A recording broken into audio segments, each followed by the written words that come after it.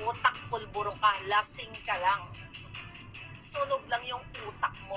Magpakita ka ng ebidensya na kahit text messages lang, hingi ako sa inyo ng posisyon or application letter o kung ano man, CV ko, wala kang maipapakita. Kasi pulburon yung utak mo. Wala akong hiningi sa yung bigaon ka, alpot patutot ka. Kayo ang humingi sa akin ng pabor. Hiningi mo ang posisyon ng Department of Agriculture Secretary. Romy, gusto mong kausapin ko si Senator Bongo at kampo ni Pangulong Duterte. Pero hindi ako ganun ka tanga na ipakikiusap ko dahil hindi ko na magawain.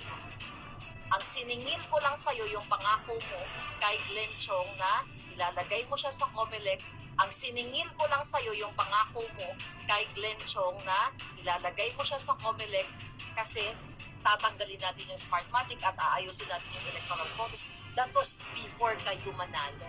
Dahil yan ang sinasabi mo na, para tayo sa pagbangon, bigaon, alpot,